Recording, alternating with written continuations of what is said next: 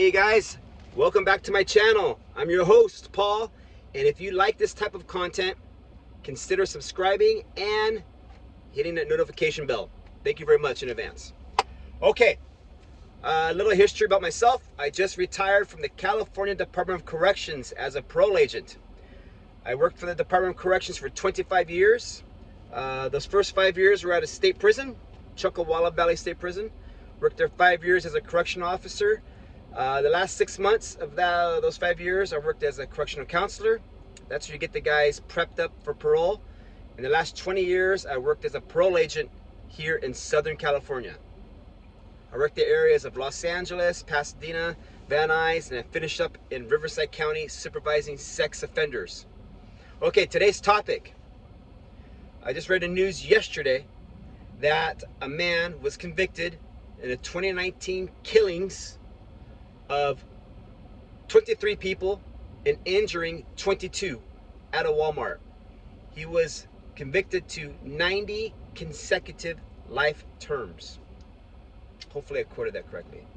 Now, I thought that Texas gave out the death penalty, but from what I read, it looks like they gave him 90 consecutive life terms. That means that guy is going to spend the rest of his life in prison. Do you think that is good? Think that is right punishment? Also, yesterday here in Los Angeles County, I read that a Downey man was arrested for the killings of sex workers in Tijuana. So he got arrested here in Los Angeles. Now they want to deport him back to Tijuana, Mexico. Do you think they're going to give him in Mexico life sentence, multiple life sentence?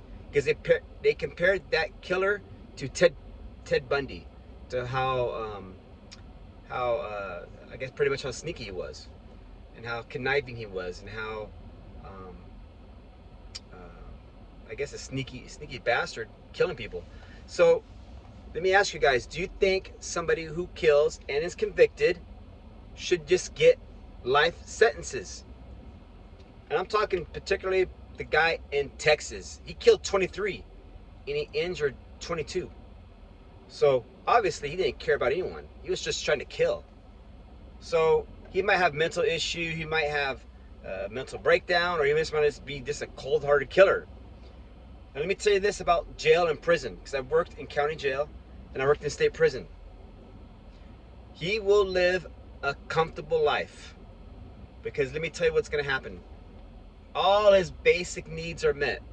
He's going to get fed 3 times a day. He's going to have his own bed. A toilet is probably going to share for another person. His medical is taken care of. His dental is taken care of. And his mental health is there taken care of. Because they have nurses on staff there. They have dental staff there. And they have medical staff. As well as mental health staff, as well as the correction officers, so you have your own personal security guard. So in addition to that, think about it. This guy doesn't have to wash clothes, pay no more bills, worry about his other half if he had a girlfriend or a wife.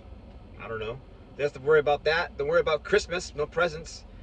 And the flip side, and I'm glad they didn't put his name out, because these crazy bastards, I'm talking about the females too, crazy bitches, they'd be mailing him letters.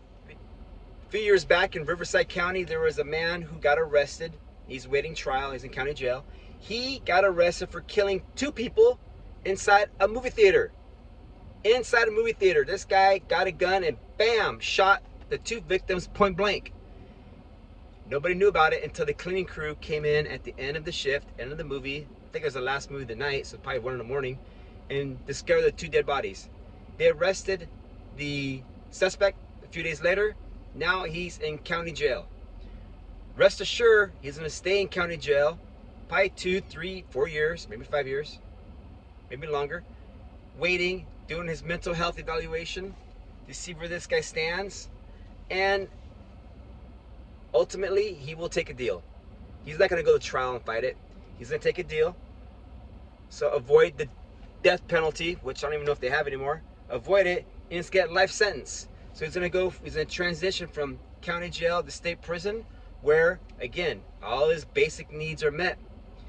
In addition to the needs I was talking about, food, shelter, medical, dental, and mental health, you get to watch free TV, free cable TV. If he's in an open dorm setting, they have 2 TVs there. That TV is playing from 6 in the morning to 10 o'clock at night. And on Friday, Saturday, and Sunday, I think it stays open until 2 in the morning.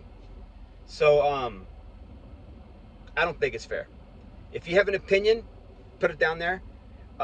Again, if this type of content you find interesting, consider subscribing to this channel. I'm gonna have more content. And hit that subscription button somewhere down over there. I would really appreciate it. Again, I'm your host, Paul. This is the House of Paul. Thank you for watching, you guys. Bye.